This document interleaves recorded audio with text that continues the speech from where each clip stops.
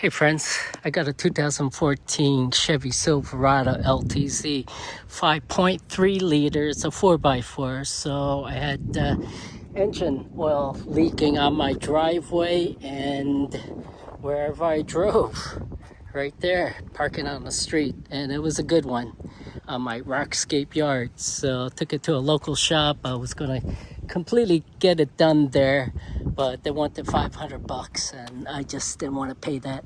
Here's the oil coolant line. There's the block that attaches to the engine. The oil, hot oil goes through, goes to the radiator, returns back to the engine to help keep it cool, to make it last longer, right? So first things first, safety. I've got a floor jack lifted up and I've got a jack right down there. I got a wheel chocked, and if you're mechanically inclined, you can do this. There is frustration, no doubt about it, with anything. One of the things that, well, several things that you want to do. Remove the air filter box, your main air intake. You got a ring there with a flathead screwdriver, a 10mm mass airflow filter. Get the air intake cover off because it's going to give you easier access. That's where all the oil was leaking through, getting all over my engine and everywhere, because this is the new line. This had corroded, and being on the pressure, especially heated up, the oil is just spearing out. So you want to get the air box off, air intake, give you easier access. On the bottom, you want to get the mudguard off, and there's another cover by the oil pan. You want to get that off as well for easier view of everything, and you will need it.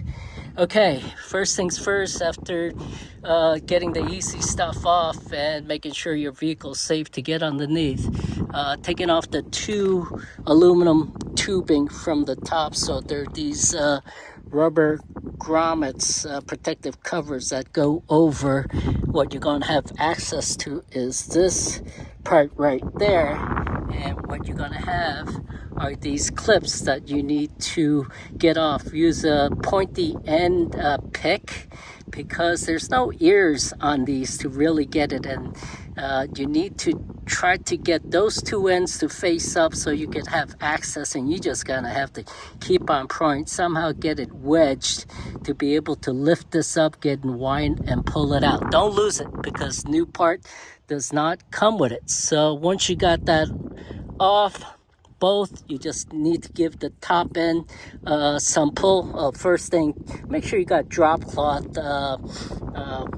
plastic liner down on the bottom wherever you're working, because there is going to be some oil leaking. Okay, right now, since I'm up here, I'm going to put the clip back on, and once you got the clip off, first just give a good snug pull on the tubing and it'll pop out. You hear pop sound because the ferrule end slides into this nut housing to make sure it's snug in this clip.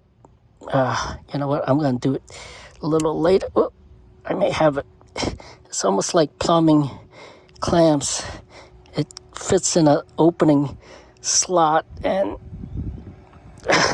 I need both hands. Anyhow, let me take it out so it doesn't pop off on its own. You need, all right, I'm not gonna get it right now. Hopefully it doesn't pop off on its end. Okay, so that's the top end. You got that off.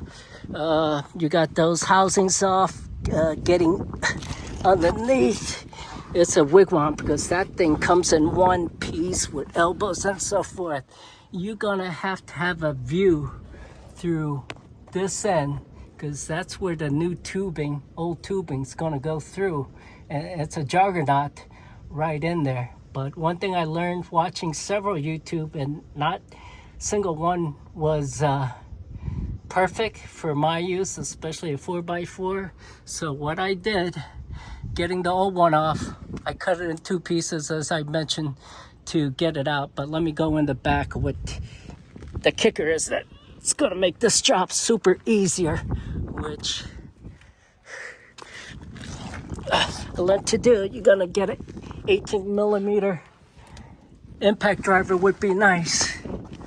If you got a 4-wheel drive, there's the new part right there. I've already got fastened that box right there. They're two 10 millimeter, about 1.5 inch long bolts that screws in to the gear housing.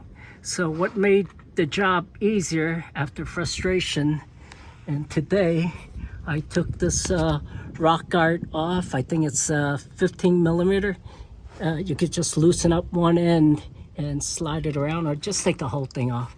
But there is a guard over this part as well. So underneath there, 2 bolts that I loosen up. Let me find those boogers. I think it's gonna be under that actually. Let me see here. Yeah, I think it's under that, but it's going to be 18 millimeter. So loosen the 2 18 millimeter for that gear housing. Okay, let it drop. It's not gonna fall because the drive axle is holding it on the back. Okay, let it drop. And that clearance is going to make a world of difference for you to wiggle that thing, and need to get it flat. Once it's flat, will be much easier because there'll be enough clearance, okay, wiggling around still, to pull it out forward. And that's what's going to be done. Otherwise, it's going to be frustrated and not going to be able to do it, because there's other things in the way that blocks it from easily passing through a small cavity. So again, drop that gear housing, whatever it's called. I'm not a total gearhead. So the rock guard there, and getting to the 2 bolts and letting it down. It's 18 millimeter again, letting it down. It's going to give you enough clearance to pull out the old one. And you could even pull out the old one going forward. It's only going to go forward to the front of the vehicle, okay? Or just cut it on pieces, and you could just pull this part out through the back, and that's what I did. But if you want to keep it in one piece, okay, just get that box, aluminum box, parallel with the axle, and wiggle around and pull it through forward. And you will have to do some maneuvering with the aluminum tubing and tough rubber hose of both old one and new one. And that's how to do it. When I was taking off the rock guard, mud guard, whatever, the plastic, one of the freaking screws rusted and the head broke off. So hopefully the rest will keep it up and won't be a problem. Yeah, look at that engine oil that's been leaking from working and from rusted. That's the transmission coolant line. Don't mistake it. Don't let O'Reilly's or AutoZone and someone give you the wrong part. If it looks like that, that's the transmission coolant line. That right there, flat, larger, is the oil coolant line, one end, and it's a one assembly. And that one right there, there's corrosion right there. So hopefully last me, because I'm getting a Sprinter van. All right, cheers everybody. If this helps, please watch other videos as well. If this helps, give me a thumbs up and subscribe to my channel. Cheers everybody.